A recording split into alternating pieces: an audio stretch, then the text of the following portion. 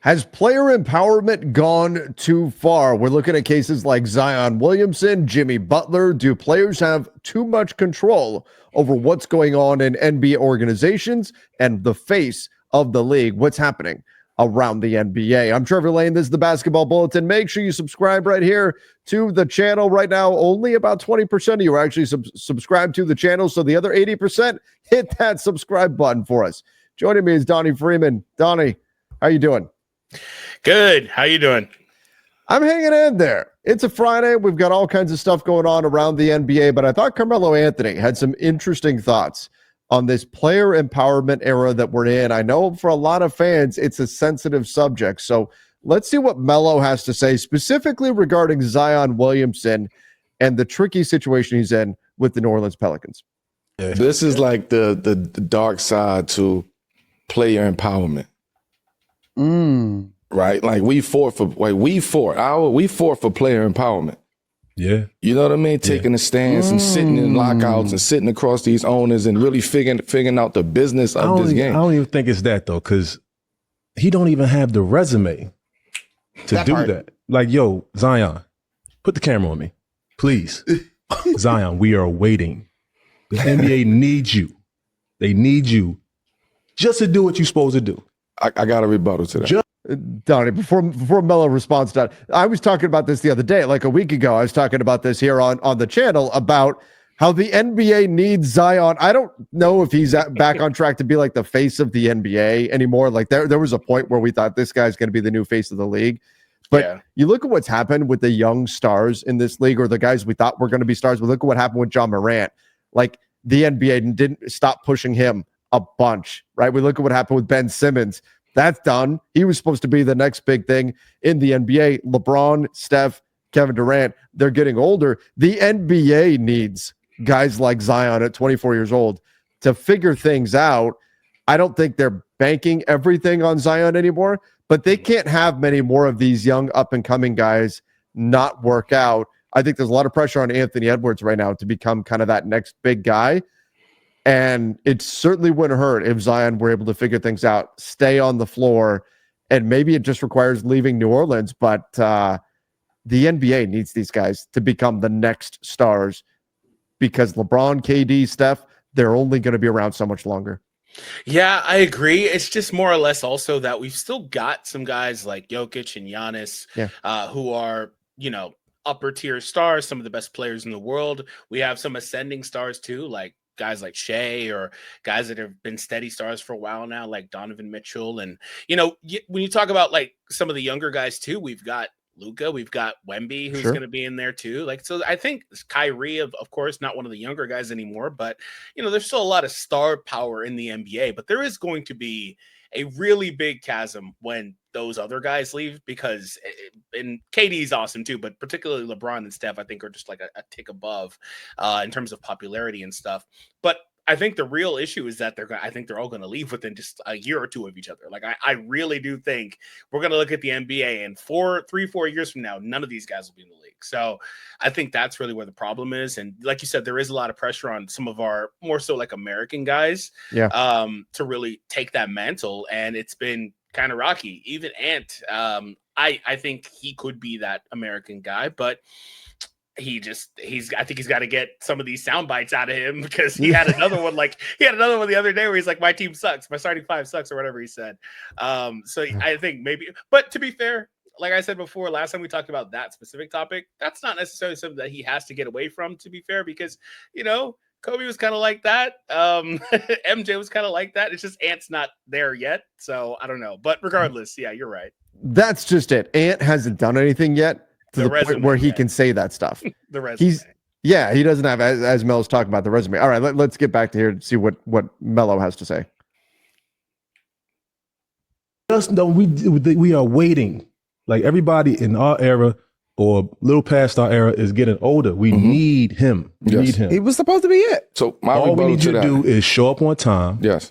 Be in shape. Yes. And play basketball, which is all three things you get paid for. Absolutely. Now you could talk and go crazy or whatever. We can deal with that if you're playing basketball, but you're not playing basketball. I agree. My rebuttal to what you said, like with Zion, everybody always, for my opinion, everybody kind of always coveted him.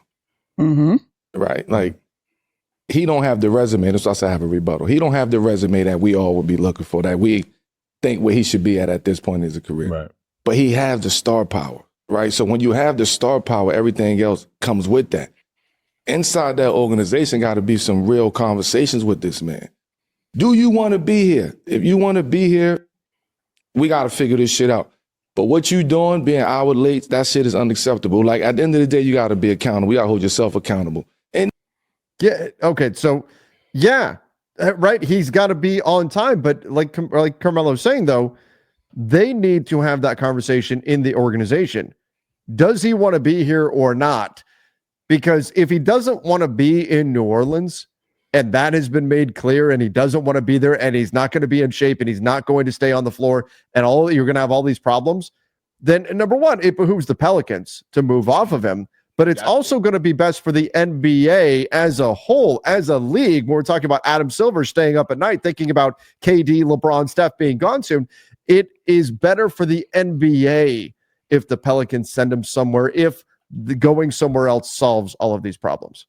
Yeah, that may just be what he winds up needing, because it's been talked about a lot that maybe he just doesn't want to be there. Because, when they list off the things where they're like, oh, just show up to work on time, basically stay in shape, eat right, whatever they were saying, it sounds like it's the most simple thing possible to do. But there's an added layer that it's Zion, and we know he's had difficulty with these things. So maybe it's asking too much of him specifically at this point. I don't know. But that's where people get pissed off. That's where people get pissed off with Zion, because isn't that true of any of us? Exactly. Right? Any of us in our daily life. Hey, you gotta do what you're supposed to do. You gotta show up to work on time, and that's it. Right? So the problem is that Zion has been the guy for his entire life. For his whole life, he's been the guy. So showing up on time isn't a big deal. Why? Because people will wait for him, because he's that guy.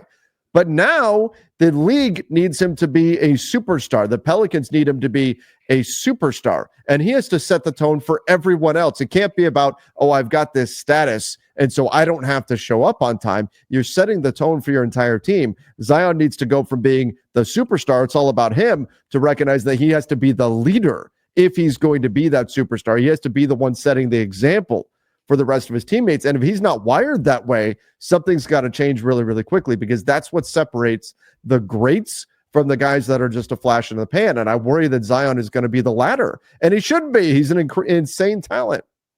Yeah, and that's absolutely true. That's why people get upset with Zion, because he's not taking that initiative and getting to that where he needs to be doing some of these things that, we all think he should be doing by now. But at the same point, maybe some guys also click a little bit later in their careers. Mm-hmm. And I think that's also okay. But the only thing I just think is indefensible is repeatedly not showing up on time, not being able to stay in shape. Like I said, it just seems like it's so hard for him to do. And maybe he just does need a change of scenery to where he can get these things together. Maybe, like you were saying, that would be what's best for him and for the league, together, because he is somebody that does, like Melo was saying, have that star power. I don't know if his box office appeal is the same as it was, obviously, when he was coming out of college, because of the fact he's never really out there. But I think if he gets out there and is consistently out there, he's still one of the funnest guys to watch, because he's so explosive. And a guy his size moving the way he moves is just still so mind-blowing to me. And so I think he can get to that point again. I don't know if he's still there, but I think he can get back to that point with consistent, continued play. But you've got to get him out there. And I think that's the most important thing. And Melo was saying that he feels like he's been coddled up to this point, which that's kind of crazy too. I feel like the Pelicans have taken steps to protect themselves, with that contract being what it is, which is crazy. But at the same time, they've really kind of taken things how Zion has wanted them to go so far. I think they're contract. Aside from the contract, sure, yeah, things have gone Zion's way, and maybe it is time for some tough love here and get Zion on track, because again, the whole league needs him. The league needs him. Like you said, Wemby, he's great. Maybe he's the new face of the league. Giannis, he's great. Jokic is great. Luka is great. But these are all not American players. And maybe it shouldn't matter, but I think it does matter. And you need some of these guys. And what's funny is we haven't talked about Jason Tatum at all. Like Yeah, he doesn't have that for whatever reason. Jason Tatum just doesn't. He's an incredible player. He just doesn't have that it factor that captivates audiences. It's so unfortunate because he is somebody up there, in terms of talent, skill. He's obviously one of the best players in the league. He just doesn't have that for some reason, it seems like. And you're right. I don't know that we should need an American face, but we've historically always had an American face. Like it's just weird. So I don't know. It would be a really interesting place that we enter into if we don't have that. And I don't know if that's Zion. I don't know if it's Ant Ja or whoever, but they're going to need some of these guys, or maybe it's somebody else like Cooper Flagg or somebody else down the line that comes in. We're going to need somebody to kind of fill that void. It looks right? Absolutely. They need to create new star. The NBA, right or wrong, it's a star-driven league. That's what bring eyeballs. Donnie, you said a minute ago that Zion doesn't have the same star power as he did when he came into the league. Oh man, I mean, remember that first game of Summer League when there was that earthquake in Las Vegas? There, I mean, people lost their minds when Zion had that dunk that he had. I think it was what he just. I mean, he ripped the ball away from. I think it was Kevin Knox, like he was a small child, and then threw down. I mean, he was great. But here's how he gets that back: go to New York. Yeah, that's. I didn't want to say that, but it's true. If he goes to a place like New York and he's out there playing, oh my God, could you imagine the marketability? It's insane. It's insane because here's ultimately people want to see greatness. People want to see stuff that mortal men cannot do. And that's what Zion is. He does stuff and you look at him, it's just like Wemby, right? Where Wemby, you go, oh my God, like how does that guy move the way he does? People his size shouldn't be able to move that way. Same thing with Zion. The dude is, I think he's the fourth heaviest player in the NBA. And that's not necessarily a commentary on his on weight and like he's overweight or whatever. The man is a tank. He's 6'6", and the closest player that's shorter than him in weight weighs 30 pounds less. I mean, the dude is a tank, and yet he can throw down dunks. He can move. He's got the agility, all that kind of stuff when he's on the floor. People want to see stuff like that. They want to see these guys that are just different. It's why Brock Lesnar was such a draw in the UFC. You look at him and you go, oh my God, that guy's built out of something different, right? That's what Zion is. And they need him to be on the court. They need that star power. The ratings, the revenue draw would be insane. But he's got to get his head on straight. And so is there a downside to player empowerment? Yeah, because you know what? 20 years ago, are they putting up with this kind of stuff from Zion Williamson? Probably not. Probably not. And that's the new version of the NBA. And I think it also ties into the Jimmy Butler situation where Jimmy Butler feels so wronged. Oh, the humanity, he might have to opt in to $52 million next year. Poor Jimmy, he feels so offended about that he wants to leave the Heat, that his teammates don't want him back. What a mess of a situation. And Jimmy didn't even come into the NBA with the fanfare of a Zion Williamson. Jimmy came into the NBA as a role player. He worked his ass off to become a star. But now he gets offended when he's not treated like a star instead of facing the reality that, hey, maybe you're just getting up there in years if you're going to have to play for just $52 million instead of getting 60. You're so great. I can't help but laugh. You're right, but like, oh my God, you have to opt into 52. Boo hoo. I mean, it's ridiculous. Like, I understand he wants and the Suns are going to give him way more and everything. And there's a lot. That's a lot of money. I don't care if you've got hundreds of millions of dollars in the bank. If you have to take 50 million and you could have gotten 150 million, you're going to be upset, right? Like that's the reality of it. But still, these guys have the sense now that they control the teams, they control the league, they can go where they want to go. And part of it, Donnie, is the owner's fault. Yep. Part of it is ownership's fault, and not for giving in to them, for changing the rules, the unintended consequences of shortening contracts. Now, you're not paying a dude for 7 years and he's only productive for 3 because owners didn't like that situation. So they shortened contracts. Now players have much more movability within the NBA. And so that's created this environment where players are saying, hey, I'm a free agent next year. I can decide where I want to go. I've got the ability to influence the market and what I'm going to do. And they've, to the credit of the players, they've taken the power and they've run with it. But I think it can create a disconnect between the fans and the players, and this perception that the players aren't living up to their end of the bargain. And that's certainly the case with Zion Williamson, maybe the case with Jimmy Butler. And to loop it all back, maybe that is the dark side of the player empowerment era. Yeah, I was actually about to go back to that exact statement too, because when you talk about player empowerment, this is another thing that we could sit here and do like an entire podcast on, because I think that there's so many different branches of it.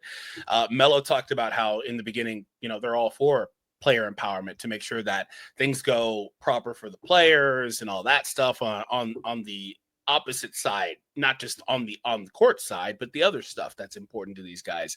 When you start using that power to facilitate load management, not facilitate trades, facilitate your way out of a contract that you signed as an obligation, that's an entirely separate thing. And that is, like he was saying, the dark side. And there's just so many different branches. And you were talking about how that creates a disconnect, not just between owners and players, but fans. And fans don't have any assurances that this player will be there long term. They don't have any assurances that this player will come out and compete to the degree that they probably should. I think that the players typically do, because they obviously want to go out there and play. They want to earn their next contract. They want to be, reach a certain status in the league. There's a lot of reasons why players wouldn't just completely sandbag it, but you have no assurances that this is going to be your guy for that long because of the way things are nowadays. And I think that's also why the new CBA is constructed the way it is, because it really reached a fever pitch where these guys are like, I'm going to just take this super max deal and ask for a trade. Yeah. That's crazy. Like, that's crazy. That the whole reason that exists is so you stay. Like, that's crazy. So now we're in a situation where they probably overcorrected, but it all stems from player empowerment. And player empowerment doesn't just start with, I know with this, a lot of people like to go back to 2010, 11 in that area, 12, where they're doing like the lockout and they're like trying to get more movement, like LeBron moving, like all these different things. It doesn't just start there. It goes way further back than that. But I think that since then, in this new era we've been in, it's kind of been kicked up to another level. So it's kind of crazy how things are. Yeah, and part of it is, again, I watch LeBron on a nightly basis, right? I give LeBron a lot of credit, but I think part of the player empowerment era, I know the Celtics did it with their big three first, but it was the LeBron Heat team where the players conspired to get together, and that, I think, that set off a new era where people went, oh, if those guys can do it, maybe I can manipulate things too and get to where I want to go. And again, I think where you get a disconnect is with not necessarily with player first fans, with team first fans. Yeah, where you say that, hey, my team is now damaged because these players got together and decided they all wanted to go here, or my superstar player decided he didn't like this contract, he wants to be here instead.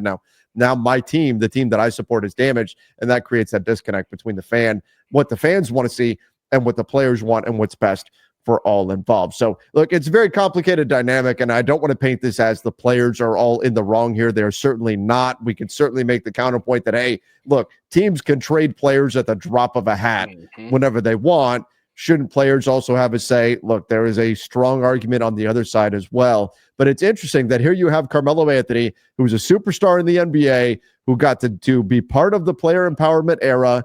It was part of the whole, you're going to sign a contract to try to force a trade later. That was a big thing with the Nuggets, Melo, and all of that. And here he is saying there's a dark side to player empowerment and saying we're seeing it in Zion Williamson, and then we're adding in the Jimmy Butler piece to this as well. But I'm curious to see what everybody watching thinks. Let us know your thoughts on all of this player empowerment era, the dark side of it. Is Zion Williamson wrapped up in that? Let us know in the comment section, and go check out our latest video on Cam Johnson and why right now he's the hottest name on the trade market.